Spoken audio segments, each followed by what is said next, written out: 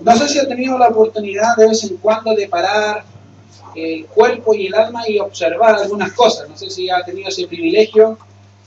Y si no, no se lo recomiendo. Creo que es buen hábito a veces parar y esperar que el alma llegue al cuerpo.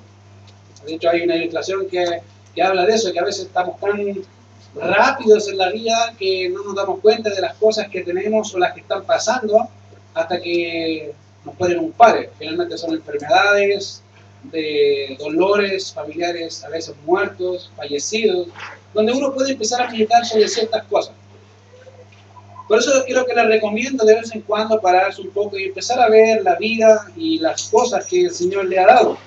Y una de las cosas que yo antes hacía era eso, poder pararme un poquito, observar, aunque usted va a decir que estoy loco, lo más seguro, una de las cosas que me gustaba ver, de hecho me gusta ver todavía, son los árboles. No sé si a ti te gusta ver los árboles y qué tienen de bueno los árboles. Bueno, los árboles solamente son árboles, tienen ramas, tienen hojas, como todos los demás. Y pensando en lo que obviamente vemos en la Biblia, que los cielos cuentan la gloria de Dios y el firmamento goza la obra de sus manos, todas las cosas que hay en los cielos y en la tierra, todo lo creado, básicamente glorifica a Dios. Entonces, pensando yo en eso, normalmente meditaba, miraba los árboles, las hojas, cómo se movían, sobre todo cuando había vientos, y no sé si han notado que ninguna hoja se mueve igual que la otra, aunque el viento vaya para el mismo lado. No sé si lo había visto, pero véalo. Ninguna hoja se mueve en la misma dirección. Aunque el viento sea para el mismo lado, no va a moverse igual. Cada hoja es como que se mueve independientemente, depende del, no sé cómo, pero se mueve independiente. Y una de las cosas que también me he visto de las hojas es que cuando caen ya dejan de vivir, ¿cierto? De hecho, es lo que pasa en otoño, ¿cierto? Cuando vemos las hojas caer y vemos cómo van bajando, ya los árboles quedan pelados, sin hojas y todas botadas en el piso. Y pensando en eso a veces me hace ver lo que el Señor dice, que separados de mí nada podéis hacer. Y es como un árbol en alguna medida donde la hoja cae, sin la hoja no existe, no vive, si no está anclado al árbol. De igual manera nosotros no hay vida, queridos, si no estamos anclados a Cristo. Entonces, pensando en eso, hay verdades también en las Escrituras que son importantes entender, canalizar y observar también con respecto a la vida de cristiana. Ya hemos visto el libro de Santiago, ya vamos entrando ya casi el último capítulo, capítulo 5. Pero una de las cosas que pasan generalmente es que olvidamos rápidamente lo que se ha dicho. Entonces la idea es repasarlo. Si recuerdan, en el capítulo 1 hablamos básicamente de que toda sabiduría vino de que todo lo que pidamos y pedimos sabiduría, si estamos en conflicto, el Señor te dice, bueno, pídame sabiduría, normalmente y se te dará dada, pero pide con fe. Y que todas las dádivas, todas las cosas que el Señor nos ha dado son buenas. Dice, toda buena dádiva y todo lo perfecto desciende de lo alto, del Padre de las luces. Si ven el capítulo 2, van a notar también cómo el Señor obra y dice cómo es la fe real, cómo es la fe que tiene frutos. Una fe, y hablamos siempre de fe, pero una fe real, es una fe que se mueve, es una fe pasiva, es una fe que al ver al necesitado, un hermano necesitado, ve y presta ayuda. Capítulo 3 vemos cómo es la fe activa en relación a la lengua, que significa cómo ocupamos la lengua y cómo ocupamos este pequeño miembro en virtud y servicio de los demás. De hecho, mismo Santiago dice, muchos de nosotros no deben hacerse maestros, no es mejor guardar la lengua, cuidarse de ella. Capítulo 4, hemos visto algunas cosas interesantes ya de ese capítulo sobre la sabiduría terrenal y la sabiduría divina, básicamente la sabiduría que es de este mundo y lo que Dios te da. Hablando nuevamente al término de cómo hacemos uso de los bienes espirituales que el Señor nos ha dado. Y hablando de todo eso, queridos, siempre hay cosas que se nos escapan. Y fíjense que en la vida cotidiana hay acciones que hacemos sin darnos cuenta. Y a veces dándonos cuenta, ese es el problema. Y hoy día vamos a ver algunas de ellas en este pasaje. ¿Ya? Miren lo que dice el versículo 13 del capítulo 4 del libro de Santiago. Vamos a ver algunas verdades con relación a la vida cristiana y su relación con Dios. Miren lo que dice Santiago. Vamos ahora los que decís, hoy y mañana iremos a tal ciudad y estaremos allá un año y traficaremos y ganaremos. Y uno dice, ¿qué significa eso? No tiene mucho sentido y en realidad es muy interesante cómo Santiago de una u otra manera ha querido captar nuestra atención de muchas formas. Ejemplo, una de las formas que Santiago lo ha hecho es marcando contrastes. No hagas esto, pero haz esto otro. No sé si lo ha visto en el libro de Santiago. Básicamente, la sabiduría terrenal es diabólica, es maligna. La sabiduría espiritual es básicamente lleva fruto con perseverancia, contrastes. Y él quiere enfatizar esa verdad haciéndolo de esa forma. Otra forma que Santiago ha querido llamarnos muchas veces la atención es cuando dice hermanos míos. ¿Se acuerdan? Lo hemos visto muchas veces, capítulo 1, verso 3 dice hermanos míos. Vas a leer más abajo, decir hermanos míos. Muchas veces vas a encontrar esa expresión ahí de hermanos míos. Y obviamente esas son formas y algunas de las formas que Santiago quiere llamarte la atención y decirte, mira, párate, déjame declararte una verdad que es importante para tu vida, para la vida de la iglesia. Y ahora va a hablar de algo también importante, por eso dice, vamos ahora. Si se fijan en sus Biblias, están en signo de exclamación. ¿Cierto? Está ahí en su, ¿sabe? Con dos puntitos y ya eso. Bueno, dice, vamos ahora. Ahora, dentro de esa pequeña frase, lo que Santiago va a hacer es va a darnos una exhortación, va a explicarnos, va a confrontarnos con una verdad y va a confrontar a la iglesia ahí con una verdad. Por eso dice, vamos ahora. Y fíjense que esa palabra vamos que está ahí no es una opción. Básicamente, hablando en términos ya gramaticales, quiero enseñarles un poco de eso, si puedo. Un imperativo, no sé si han escuchado hablar que un imperativo. Bueno, un imperativo es una orden. Cuando usted dice sí, cuando han escuchado es imperante que esto se haga como es ya, no es si tienes opción, no tienes que hacerlo. Es lo que se refleja acá. Cuando dice es un imperativo, él dice vamos. Ya, no mañana, no, vamos. ¿Ya? Y fíjense que básicamente refuerza esa idea con una pequeña palabra al lado de esa. Si la notan ahí dice ahora. Ahora quiero ejemplificarlo para que puedan entenderlo mucho mejor. Hay muchos ejemplos con esto y una de ellas es cuando tú estando en tu casa o en alguna visita pasa un accidente en tu casa. No sé si alguna vez te ha pasado y está tu hijo ahí va jugando con todo y te llamas por teléfono y dice pasó tal cosa. Uno lo primero que hace toma sus cosas, parte, ¿cierto? Y normalmente el niño, como no está muy consciente de la importancia, de la urgencia del accidente, el niño está jugando. Y uno le toma la ropa y se pone la ropa. Y el niño jugando en su mente todo eso. Y dice, ¡vamos! El niño reacciona, ¿qué pasa? Vamos, tenemos que irnos ahora, vamos, muévete. Casi le está pegando al niño diciendo, tenemos que irnos, es urgente. ¿Le ha pasado alguna vez? Algo parecido. Bueno, eso es lo mismo que está diciendo de Santiago acá. No solamente está diciendo vamos, sino que es tan urgente lo que te voy a decir que te necesito que prestes toda atención porque es algo necesario para tu vida. No es si tienes opción, tienes que ir conmigo, tienes que pensar en lo que te voy a decir. Por eso dice, vamos ahora, y fíjense que esa palabra tiene que ver con básicamente con guiar, traer o llevar a alguien hacia una acción. Ya tiene que ver con mover a una persona a una acción no pasiva, no arrastrar, sino muévete rápido, es necesario. Ya. Ahora, fíjense que el texto dice aquí esta verdad, vamos ahora. Ustedes, ¿qué dicen? Ok, ¿cuál es la importancia? Bueno, dice, mira, vamos a prestar atención de algo que ustedes están diciendo. Y quiero que presten tan atención que se fijen de lo que están haciendo. Por eso dice, vamos ustedes que dicen, y esto es lo que nos habla Santiago de una realidad que ya se estaba haciendo un hábito en la iglesia. Fíjate que algo interesante de la vida de la iglesia es que generalmente tiene hábitos. Toda iglesia tiene hábitos, sean buenos hábitos, sean malos hábitos. Y en lo particular, para generarte un hábito es tan difícil, no es broma, que la gente dice que más o menos en proporción para que sea un hábito ya incrustado en tu corazón, por lo menos son 2 meses, 3 meses haciendo la misma cosa. Pero deja de hacerlo una semana y ya ese hábito cuando ya llevas 3 meses automáticamente empieza a hacer algo que dices, tienes que hacerlo, tienes que hacerlo, tienes que hacerlo. Si no te ha pasado, bueno, es porque no tienes hábitos. Uno de ellos es un hábito de estudio. Realmente uno dice, no tengo hábitos de estudio, no me cuesta estudiar. Bueno, todos empiezan así, por eso se llama hábito. No sé si a tu hijo desde chico le dijiste, lávate los dientes, ¿cierto? ¿Quién ha hecho ese ejercicio? Lávate los dientes. Y hoy muchos creo que hasta ahora le dicen, lávate los dientes. Llevan como 10 años, lávate los dientes. ¿Por qué? Porque para el niño todavía no es un hábito, es una orden. No lo ha hecho propio. Le da lo mismo. Y todos los días la mamá sería hasta que le pega, lávate los dientes, te estoy diciendo por qué. 10 años diciéndote lo mismo. Ya, lo mismo hacemos nosotros aquí. Lea su Biblia.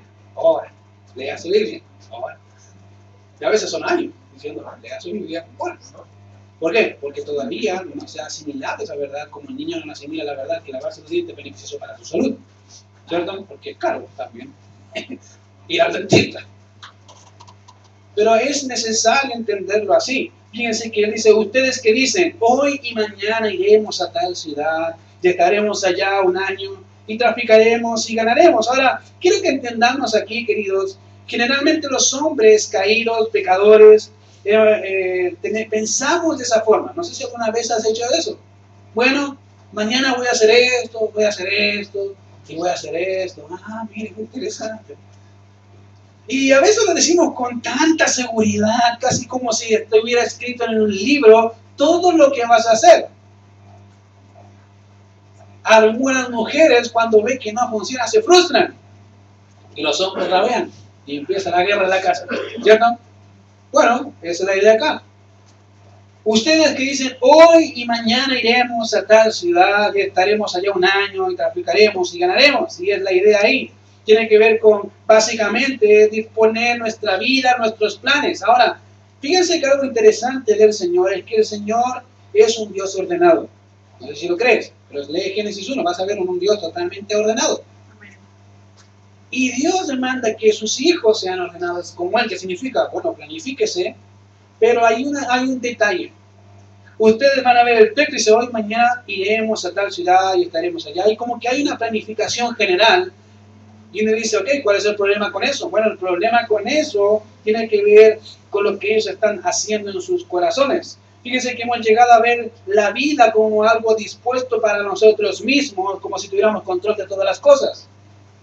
Y el problema es que básicamente separamos los propósitos del Señor y hacemos nuestros propios propósitos. No nos importa. Y en algunos de estos casos es algo ya cotidiano, es un hábito hacerlo así. No me interesa lo que Dios diga, aunque digo que sí. Pero en realidad te engañas a ti mismo diciendo, no, si Dios me importa, pero no lo considero, no oro, no lo llamo, no digo nada, no pido opinión de Dios. Y dices, oh sí, Dios, yo sigo a Dios, pero en realidad no es tan así. Son tus propósitos sobre los propósitos de Dios. Y fíjate que es algo básicamente que Dios hace, lo que hacemos con eso es decirle a Dios, Dios aprueba mis planes, aprueba mis propósitos, fírmalos, ahí están. Ahora, el problema es que no es eso lo que muchos de nosotros hacemos. No le decimos a Dios, mira, tengo todo, no, ni siquiera le decimos, es como si pues, lo estoy haciendo ya, digo, ahí está Dios, fírmalos. Y Dios te pregunta, ¿qué quieres que firme si tú ya empezaste a hacer algo? ¿Por qué quieres mi opinión? Me ha pasado muchas veces, querido, con hermanos que dicen, quiero un consejo, ¿ok? No tengo problema del consejo, me ayuda también con diferentes áreas y les doy consejo. Cuando veo que dice, ok, gasté 2 horas. ¿Entendieron? ¿Entendieron? Ok, bien, qué bueno. Semana siguiente, no hicieron nada del consejo. Después voy de nuevo, vamos, yo creo que el pastor la pasa, vamos de nuevo. Consejo, 2 horas con consejo. Semana siguiente, nada del consejo. El problema para mí como ser humano, voy a hacerlo, y creo que como pastor también como ser humano, es que es tiempo invertido. Y si lo vemos en términos laborales, son 4 horas por nada. 4 horas. Imagínate 4 horas que tú vayas a una casa a hacer aseo, a trabajar y te diga, que les vaya bien. ¿Qué va a hacer usted? Pero ¿cómo? Si yo trabajé 4 horas, ¿por qué no me los pagas? Bueno, es lo mismo que usted hace o que hacemos nosotros, no hacemos caso del consejo. Y fíjate que el problema es que ellos decían, mira, muchos de ellos hemos hecho eso, planificamos, hacemos todo el panorama y Dios no está en contra de planificar, está en contra de separarnos de esos planes por planificar nosotros, sacarlo a Él de ahí. Decirle, Dios, mira, te quiero, pero más como un amuleto que bendiga mis planes y no yo hacer los tuyos. Y ese es el problema acá. Disponemos de nuestra voluntad y del tiempo que vamos a estar. Fíjense, Él dice ahí, hoy y mañana iremos. Ya tenían planificado todo. Hoy y mañana iremos, ya estaremos allá un año. Disponemos a veces del lugar. Que dice el texto, estaremos en tal ciudad. Y disponemos de la actividad que vamos a hacer. Fíjense, traficaremos y ganaremos. Vamos a hacer todo, ya están planificado todo. El tiempo, el lugar, el espacio, cuánto vamos a ganar. Ya tenían todo, ya estaba asegurado el negocio. Y el problema no está, querido, en la planificación misma, sino en la participación que Dios tiene dentro de esa planificación. ¿Qué participación le das tú a Dios en tu vida? En todos tus planes. Como les digo, el problema es ese, ¿no? Que no planifiquemos. Podemos disponer nuestra voluntad y del tiempo, pero esto no podemos hacerlo de forma independiente o una seguridad de que todo lo que se ha planificado se hará. Y a veces lo pensamos así, aunque no lo piensas, lo haces así. Y yo dice, ¿por qué me fue mal? No sé qué está pasando. ¿Por qué Dios no bendice? Y la pregunta es, ¿le preguntaste a Dios primero si quería? Buena pregunta. Como les digo, el problema no está en hacer planes, sino que ellos se dejaron a un lado de eso, dentro de sus planes. De hecho, la palabra ahí cuando dice iremos, básicamente indica que ellos dijeron, yo ya tengo el plan, tengo todos mis proyectos, Dios, no me importan los proyectos, no me importan los míos. Ahora, fíjate que la planificación puede ser completa como lo presenta Santiago y se los dije, estaremos, traficaremos y ganaremos, y básicamente es todo el plan, ahí está.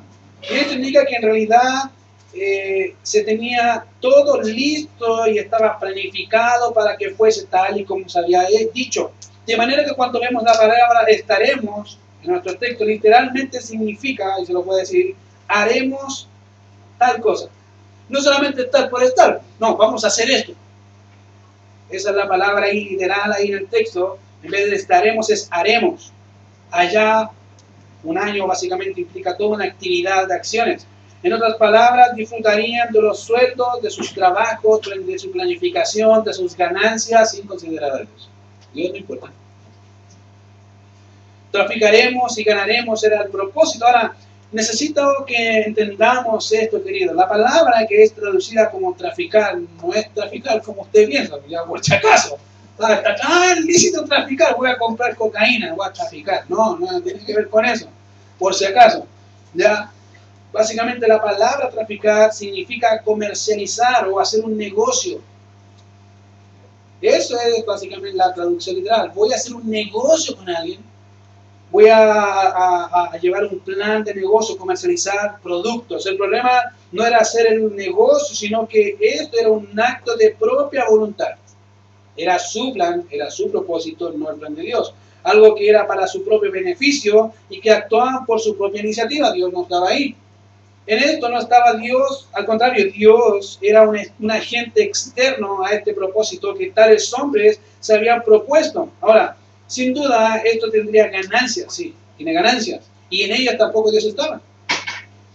Dios no es considerado en eso, y esto es lo que básicamente se esperaba, y por eso dice, y ganaremos, tendremos ganancias. Como todos, ¿cierto? Yo creo que todos queremos ganancias. Hacer un negocio implica ganancias, ¿no? Y básicamente la idea, si podría resumirla, es que los hombres, los hermanos acá, habían separado y se habían convertido, siendo creyentes, viviendo como incrédulos. No les importaba a Dios. Dios no estaba en su plan. Y el problema es que muchos vivimos así.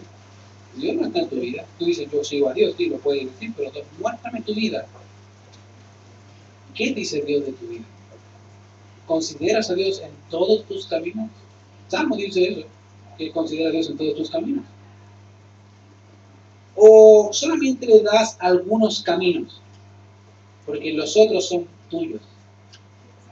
Fíjense que la semana pasada, una de las cosas que hablaba en Recoleta es que de Mateo 28, del 16 al 20, era que el Señor, después de haber resucitado, una de las cosas que Él dijo fue que era Señor.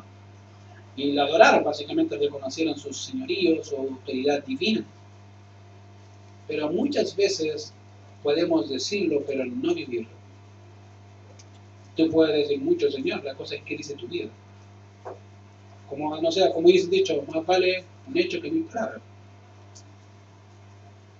Eso es lo que más resalta en la vida cotidiana, en la vida cristiana.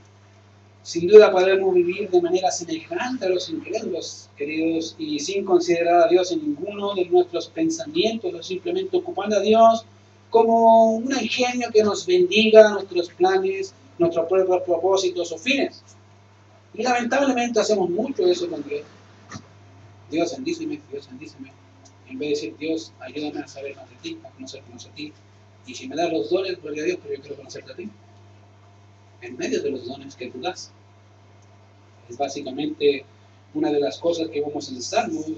Deleítate a sí mismo, Jehová, y te concederá las peticiones de tu corazón. Pero no dice deleítate en las cosas que te da y después ves si te alcanza para deleitarte en Dios. No, deleítate en Dios. Él da las cosas. Y si no las da, bueno, tengo a Dios, que es mejor que todas las cosas que pueda dar. Pero fíjate que el problema acá es que los hermanos están viviendo como incrédulos siendo creyentes. Vivían así y no consideraban a Dios en sus planes ni en sus propósitos. Y de tal manera que mismo Santiago dice, cuando no sabéis, dice, ustedes planifican, hacen todo su cronograma, hacen todo su proyecto cuando no tienen ni idea si mañana van a estar con vida. No hacemos lo mismo. Casi trazamos la línea de aquí al futuro y decimos, ese es el plan. Te dice, salta tu plan, yo te voy a quitar todo tu plan. Vuélvete a mí y yo te voy a decir cómo es el plan. Bueno, fíjate que él dice, cuando no sabéis, no sabemos. Y eso es, todos podríamos decir lo que vemos, vamos a hacer en unos minutos. De hecho, yo te puedo preguntar, ¿qué vas a hacer más tarde? Más de esto. Muchos ya están pensando en cocinar y otros en comer. Mañana ir a trabajar. Y creo que la gran mayoría podría responder a esa pregunta, ¿qué vas a hacer mañana? Bueno, con tanta seguridad, sin vacilar, me gustaría a veces tener esa fe. Pero fíjate que a veces planificamos la vida aún así. Vale, y son cosas cotidianas, pero déjenme decir algo. No sabemos el mañana. No, usted no tiene idea del mañana. Yo no tengo idea del mañana, nadie tiene idea del mañana. No podemos comprarlo, ni podemos siquiera arrendarlo, no hay forma de saber qué va a pasar, no hay forma, tú puedes pensar, ¿cierto? No tienes idea. Porque el futuro, el presente y el pasado son de Dios, Él los maneja todos. Todo es de Él. Bueno, ¿y cómo sabes? Bueno, fácil. Todas las cosas son hechas de Él, por Él y para Él. Todo es de Él. Todos los planes, propósitos y fines que tú tienes, ¿tú crees que Dios no lo sabe? Dios sabe todo. Dios es soberano. Y Él conoce el camino de los hombres, todos los caminos de los hombres, todas las decisiones que los hombres puedan tomar, Él las conoce. El problema es que en esas decisiones no hay consideración de Dios, obviamente no sabemos cuál es el mañana, y fíjate que eso es lo que dice Santiago, como cristianos vivimos así, pensando y planificando cosas sin considerar a Dios en ningún camino, siendo casi como incrédulos, y diciendo aún, hoy y mañana iremos a tal ciudad y estaremos y traficaremos y ganaremos sin consultar a Dios, sin disponer de su voluntad en cada una de las actividades. No lo hacemos. Si yo te preguntara cuánto tiempo oras o oraste por un trabajo, cuánto tiempo oraste por una decisión, cuánto tiempo oraste por algo, en realidad son muy pocos los que oran por decisiones. Si tú ves el Señor Jesucristo, antes de escoger a sus 12, oró toda la noche. Y era el Dios de la gloria, dice, pero el Dios de la gloria Dios, sí, oró al Padre para por los 12, eso que iba a escoger. Y dice, pero era escoger a 12 de todo, sí, pero que él quería hacer la voluntad del Padre. Era Dios, sí, pero como Dios y hombre se sometió a Dios, Padre. Orando. ¿Cuánto tiempo pasas preguntándole al Señor, Señor, ¿es esto lo que tú quieres o no? ¿Es eso, estos son tus planes o no? Y esto llevaría obviamente esto debería llevarnos a ir al Padre de las luces, a buscar su sabiduría, como dice Santiago 1.5, a saber qué es lo que Él quiere, cuál es su consejo, su voluntad manifestada en las Escrituras, qué es lo que Él quiere. Y fíjense que para eso podemos recordar aún las mismas palabras del Señor, que Él dijo, no te jactes del día de mañana, porque no sabes qué edad es el día. Buena recomendación. Sabio consejo, no te jactes, el Proverbio 27.1 dice, no te jactes del día de mañana porque no sabes qué dará de sí el día. Ahora, sin duda hay una razón que debemos afrontar con respecto a la vida y a la participación que debemos darle a Dios en ella. Hay una razón que afrontar o que confrontar, y es que la que da Santiago, porque ¿qué es vuestra vida? ¿Te has preguntado eso? ¿Qué es tu vida? ¿O qué es la vida? Creo que pocos nos preguntamos esas cosas. De hecho, vivimos la vida, no nos preguntamos para qué sirve, por qué estamos acá, o qué es la vida. No sé si en alguna ocasión, como te digo, te preguntaste eso, qué es la vida, y es una pregunta que muchos han tratado de contestar. La biología ha tratado de contestar, la filosofía ha tratado de contestar, muchas áreas de la ciencia han tratado de contestar qué es la vida.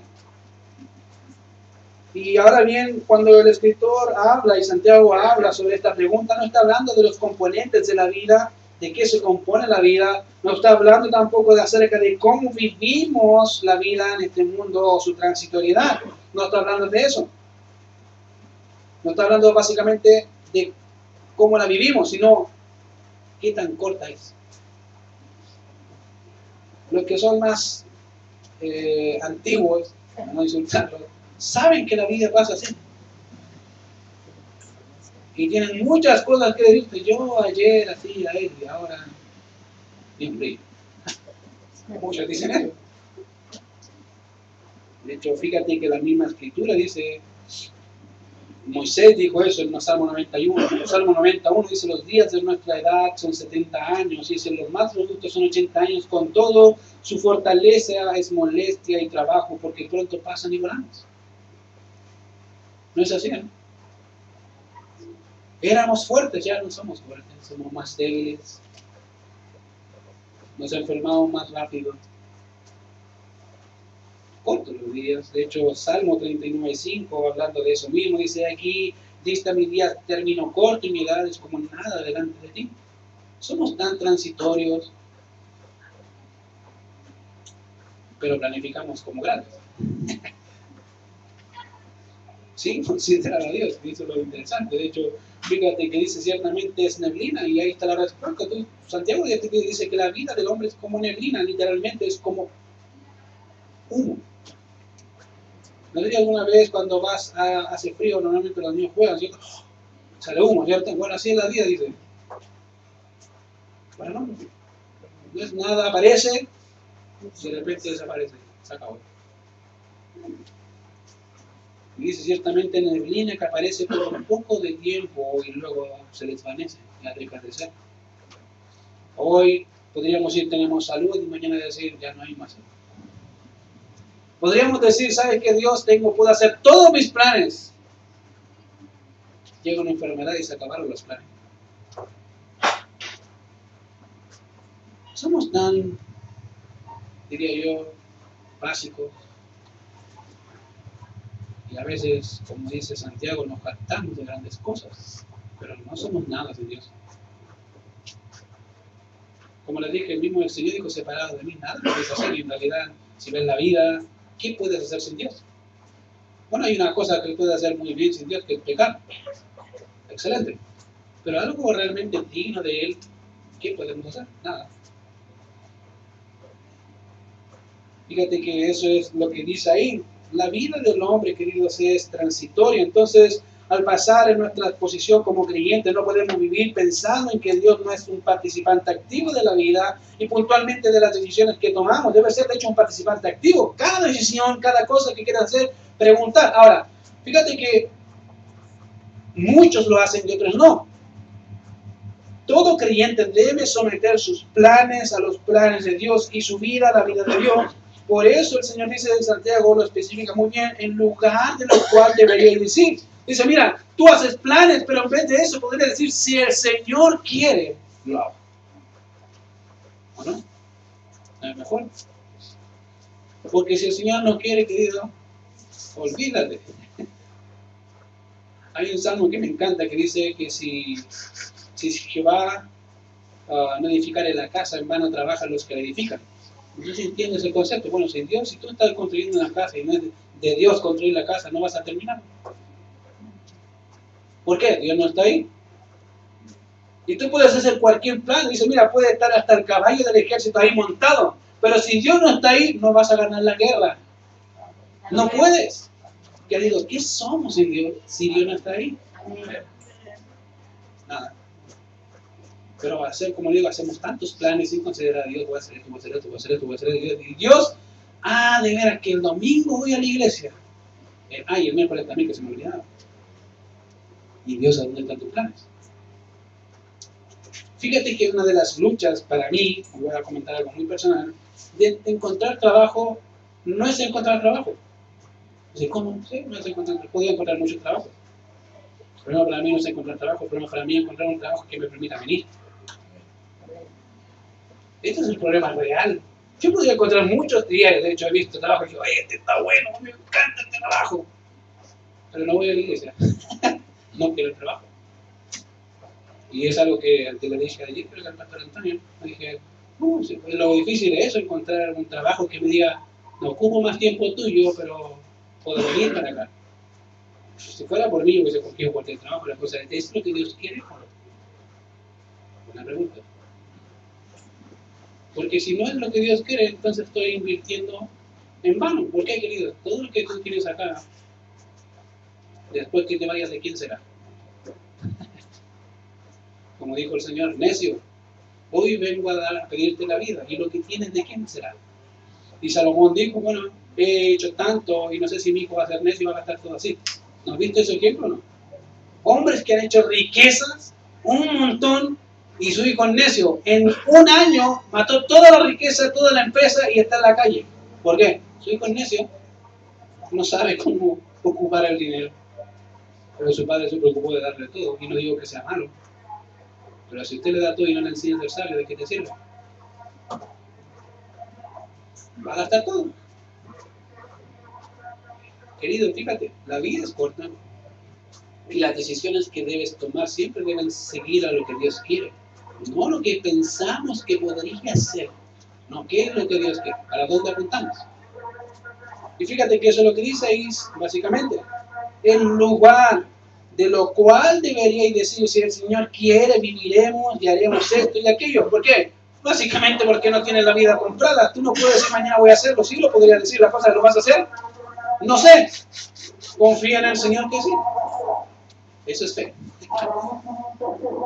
Porque si el Señor quiere, lo voy a hacer. Fíjate que en realidad es una realidad palpable cada día en nuestras vidas y debe ser una realidad. Para Pablo era así. Fíjate que Pablo, hablando de eso, en Hechos capítulo 18, verso 21, dice, sino que se despidió de ellos diciendo, es necesario que en todo caso yo guarde en Jerusalén la fiesta que viene, pero otra vez volveré a vosotros. Y dice, quiero volver a vosotros si Dios quiere. Básicamente, si yo quiero volver, si Dios quiere, voy a volver. A menos que Dios cambie el plan. Una de las cosas que a mí, que yo creo que a todos nos va a costar es entender eso. No significa que no planifiques, sino ten siempre una agenda abierta. ¿Qué significa? Bueno, Dios, yo tengo mi plan, he orado por el plan, pero tú guíame en el plan. ¿Qué significa? Bueno, a veces vas a notar que tienes tu plan y has orado por el plan, pero el plan cambia. Así. Dice, ¿pero qué pasó con el plan? Bueno, Dios te lo cambió. Tú dijiste, Dios cambia el plan si es necesario. Dios dice, ok, lo cambio porque es muy malo tu plan. Mi plan es mejor.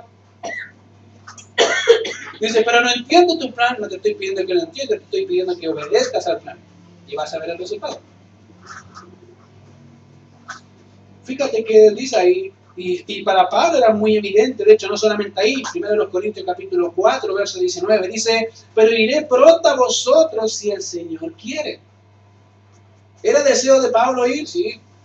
Era deseo de Pablo ir a estar con los hermanos en Corintio, pero por sobre lo que quería siempre había una voluntad que gobernaba su corazón, Dios. Si Dios quiere, voy a volver. Yo quiero, pero voy a depender del plan de Dios. El Señor mismo no entendía esa realidad. ¿Se acuerdan en el mismo Getsemaní diciendo, Dios mío, básicamente diciendo, Señor, si es posible, si es tu voluntad, si tú quieres que pase de mí esta copa, pero no se haga lo que yo, sino lo que tú. Dependía totalmente del plan de Dios. Él sabía el plan, sí, tengo que morir, pero si es tu voluntad cambiarlo, cámbialo. Dios no lo iba a cambiar, pero él estaba sometido a un cambio. El Señor no entendía eso, querido. Si Dios lo quiere, lo puede hacer sin ningún problema. De manera que para Pablo no era un problema reconocer que todo está bajo el control soberano de Dios, no como un hecho sabido, sino como un hecho vivido. Tú puedes saber que Dios tiene todo el control y otra cosa vivir que Dios tiene todo el control. O sea, muy diferente. ¿Por qué? Porque como dice el dicho, los gallos se ven, ¿cierto? La cancha. Y tú puedes decir, bueno, Dios es soberano, y decir, wow, es así. Pero cuando te toque pasar momentos difíciles, vamos a ver si siguen diciendo Dios es soberano. ¿Sabes qué significa eso? Que tiene el control de todo, incluso de matarte. Así, si quiere. Y tú puedes decir, Dios es soberano. Cuando te quite todo, te deje en la calle, ¿vas a seguir diciendo Dios es soberano? Ah, buena pregunta.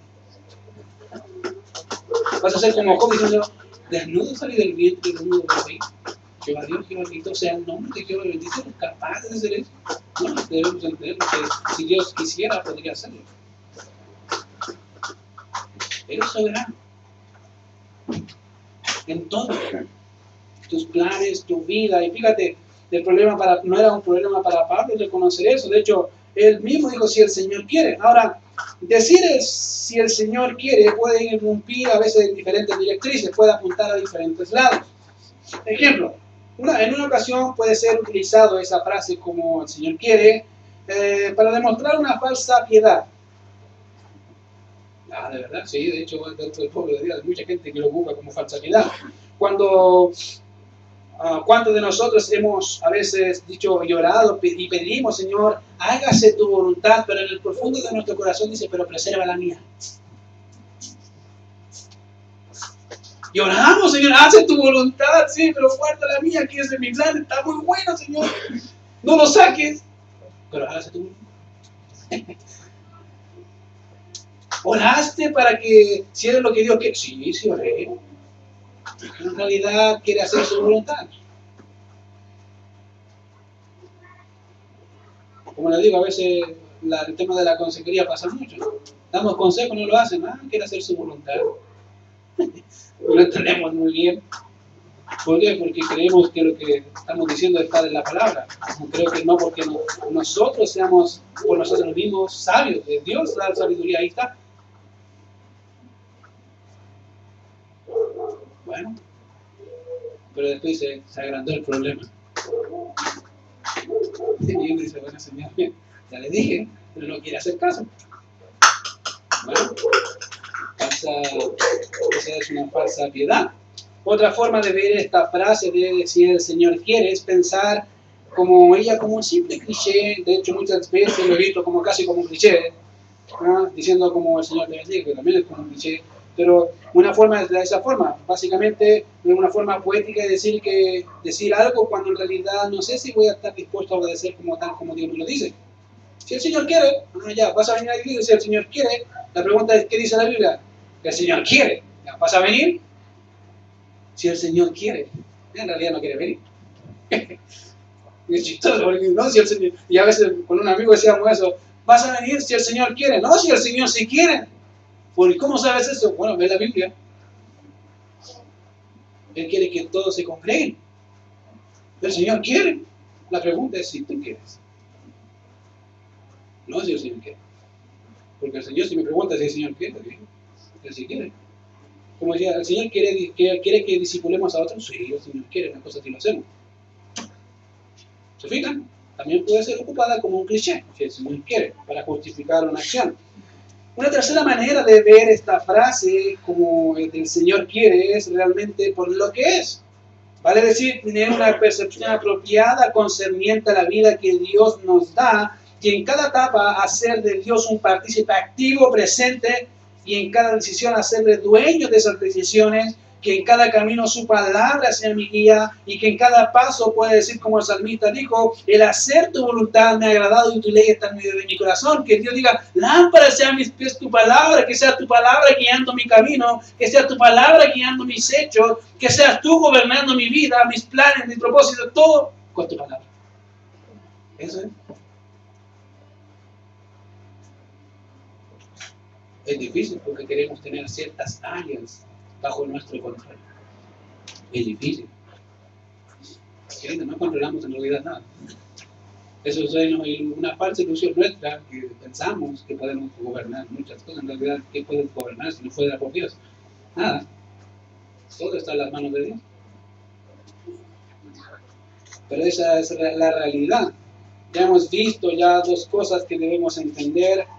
Y una de ellas fue netamente hablar sobre una razón que confrontar, y la razón fue esa, porque ¿qué somos nosotros? No somos nada. Y una tercera razón para entender la vida es un veredicto que escuchar. ¿Cuál fue el veredicto? Bueno, Santiago da un veredicto de esta situación y nos dice así: pero ahora os jactáis en vuestras soberbias. En vez de cambiar, en vez de decir, bueno, Dios, en verdad me equivoqué, te jactas. La transitoriedad, querido, de la vida debería llevarnos a humillarnos delante de Dios, decir, Señor, en realidad, ¿qué soy yo? Soy un polvo y menos que nada en este universo. ¿Has visto imágenes del universo? Son tan espectaculares. Me impresionan, de hecho, a mí me veo así. Y ahí está la Tierra, y veo un punto así, todo chico, y ahí está un ahí. Y ahí es donde estoy yo. Bueno, eso más chico. No soy nada. No somos nada. Y fíjate que dice, en realidad, por ahora os jactáis en vuestras soberbias. Qué realidad a veces más dura vivir siendo creyentes y vivir como incrédulos. Sí, considerar a Dios. Sin duda la Biblia nos llama a gloriarnos, queridos. Fíjate que la palabra jactáis tiene que ver con gloriarse. ¿Y tú sabías que Dios te tiene permitido gloriarte, jactarte de algo? Si no lo sabías, te lo digo. Dios te permite jactarte solamente en una cosa y solamente en uno. ¿Cuál es? Mira lo que dice, básicamente Pablo en Corintios dice, más el que se gloríese en el Señor. ¿Cuál es tu gloria? Cristo. ¿Te puedes jactar de algo? Soy de Cristo, que lo venció la muerte. ¿De qué más me voy a jactar si todo lo que tengo es de Él y por Él y para Él? ¿Me puedo decir, Dios venció la muerte? La muerte no tiene potestad sobre mi vida. El pecado no tiene potestad sobre mi vida. Porque Dios venció. Cristo venció. ¿Pueden poder jactarse y gloriarte de Él? Es que es un Cristo vivo, no un Cristo muerto. Bueno, gloríate en el Señor. Pero en vez de gloriarnos en el Señor, muchas veces nos jactamos de algo que para nosotros es real y verdadero por nuestra propia fuerza. ¿De qué te sirve eso? Es polvo. Yo hice esto. ¿Qué es eso? Nada. En realidad, no sirve para nada. Diferente es, el Señor me permitió terminar esto. Porque en realidad el conocimiento, la sabiduría y todo lo que tengo es de Él. La Biblia, queridos, nos llama a regocijarnos y a gloriarnos en el Señor, pero muchas veces cambiamos eso. El problema real está en la misma palabra, jactancia, y quiero explicarlo de esta manera. Este verbo, como les digo, los verbos tienen tres funciones, o tienen tres aspectos. ¿Ya? ¿Para qué? Bueno, para ayudarnos a entenderlos. Ya básicamente, ejemplo, un verbo tiene un modo, un tiempo y una voz. Ok. Cuando hablamos de modo, tiene que ver básicamente acá, cuando dice os jactáis en un modo indicativo. ¿Qué significa eso? Que refleja la realidad del creyente. Para Santiago, esto que estaba pasando no era ilusorio, no era algo que se le ocurrió, no, era algo que estaba viendo en la iglesia. Y ustedes se están jactando, pensando que tienen poder y autoridad sobre el tiempo y la vida, cuando en realidad son pocos, no son nada. Bueno, lo estaba viendo en la iglesia. Por eso tiene esa forma ahí. Tiene un tiempo. Bueno, nosotros conocemos los tiempos. ¿Se acuerdan? Hay 3 tiempos de tiempos. Pasado, el presente, el futuro.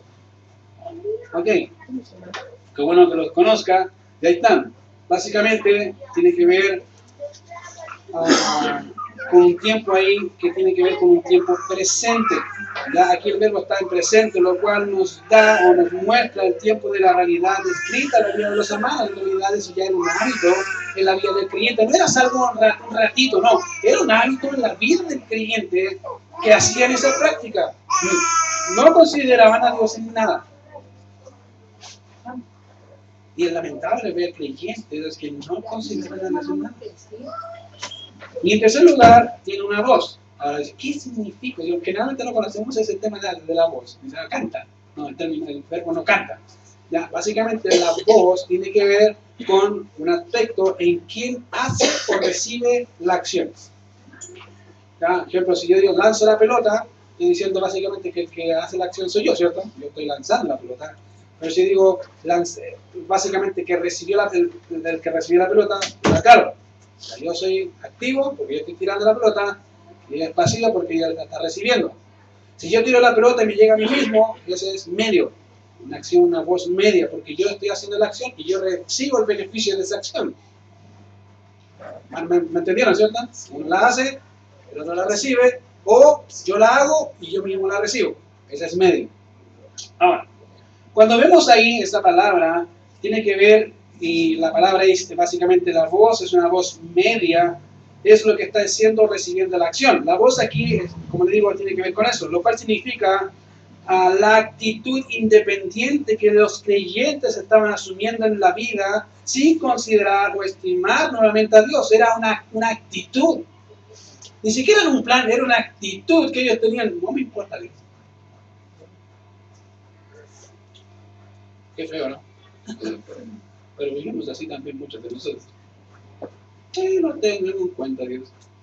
¿Será bueno que haga esto? No me importa. Lo hago igual. Aunque tu conciencia está ahí comiéndote por dentro. No lo hagan, no lo hagan. Ay, ¿qué me importa más a la conciencia? Listo, se murió la conciencia y cago la cuestión igual. Hago la cosa igual, no me importa. ¿Por qué? Porque quiero hacer mi voluntad. No considero a Dios en ningún camino. Y es el problema ahí. La sentencia que el apóstol proporciona a este tipo de actitud pecaminosa es la siguiente: toda jactancia semejante es mala. Y al que sabe hacer lo bueno y no lo hace, pecado. Ahora mira, querido, una de las cosas que debes entender es que entre más sabes, más responsable eres. Y eso es lo que está diciendo ahí. Si tú sabes que tu vida depende de Dios y no lo haces y no vives así, estás pecando. Te voy a poner otro ejemplo bien gráfico. Si yo te pregunto, ¿quién de aquí habló de Cristo en esta semana? Uno, dos. Somos más o menos, en realidad, como iglesia somos 35 personas, promedio.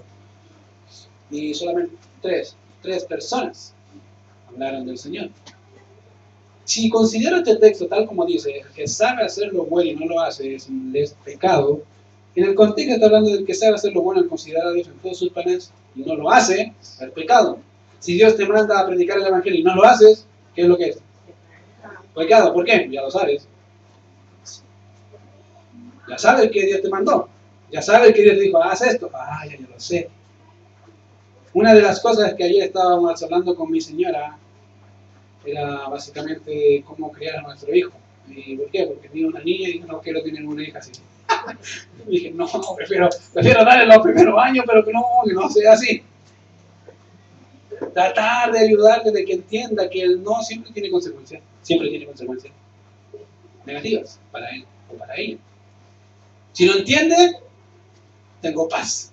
¿Por qué? Le voy a decir que no, de cualquier tono, sin gritar, y va a entender que el no es no. Y me va a amar igual. No va a sentir represión en contra mí. Yo tengo que decir que ese no es porque lo amo y no quiero castigarlo. Y decía, me encanta, quiero lograr eso con mi hijo.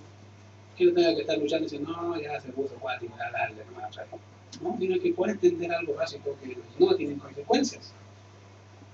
El problema es que si yo le castigo a mi hijo sin decirle que la primera acción que hizo es malo, entonces estoy cometiendo un crimen yo, no mi hijo.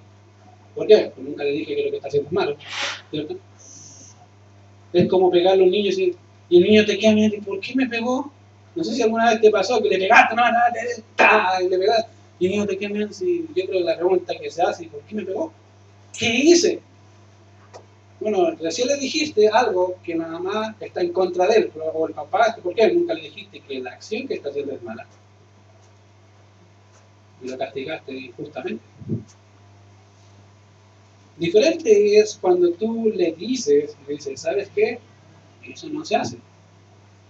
Ok. Y el niño ya entiende un poco eso, que no. Ok, y el niño lo hace, es diferente. ¿Por qué? Porque lo está haciendo conscientemente. Eso se llama rebeldía. Y eso hay que corregir. Eso no se hace. ¿Qué te dije? Y el niño va a entender, ups, me viene. ¿Por qué? Tiene consecuencias. Ese mismo principio lo he ocupado en mi matrimonio. Es bueno, sirve harto. ¿Por qué? Al principio, y para los que están recién casados, aprovecho, una de las cosas que pasaba es que habían malos entendidos.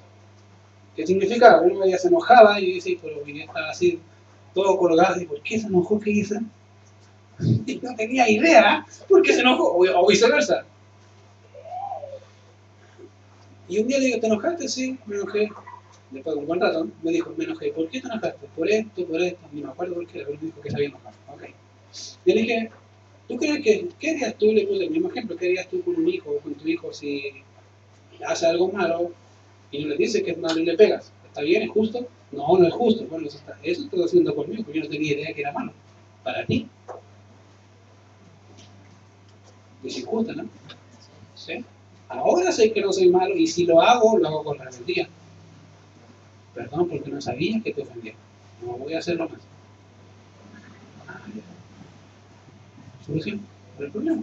¿Por qué? Porque asumimos que toda la gente sabe, o todos los hijos saben, o las personas saben que voy a pensar como él. No, porque no soy Dios. Bueno, aquí dice básicamente que el que sabe hacer lo bueno, si ya sabes qué es lo que Dios quiere contigo y no lo hace, Dios no te lo dice, ah, es ignorante, no, este es rebelde, que es diferente. Y ahí Dios te va a tratar como un buen padre que es. Digo, toda jactancia de este tipo es mala. ¿Por qué? Porque básicamente es ser rebelde delante de Dios. Yo tengo el control de la vida, de mis planes, de mis propósitos. Dice Dios, no me importa tú. Quiero que tú seas el genio que bendiga mis proyectos. Y no el Dios que gobierne mi vida. La pregunta es, ¿quieres vivir así? ¿O quieres vivir siendo Señor? Tú eres Dios de mi vida, de mis planes y de todo. Una pregunta, pero es una decisión que tú tienes que tomar. Vamos a ver. Señor, te damos gracias por este día y gracias por tu cuidado y tu misericordia. Y gracias por ayudarnos, Señor, a vivir esta vida. Señor, perdónanos si muchas veces no te hemos considerado nuestros planes, ni nuestros proyectos, ni propósitos, Señor. Y ayúdanos a poder vivir pensando en ti, o sea, hacerte parte de cada área de nuestras vidas, Señor, y de nuestros planes. Gracias, Padre, por todo lo que tú haces. En Cristo Jesús oramos. Amén.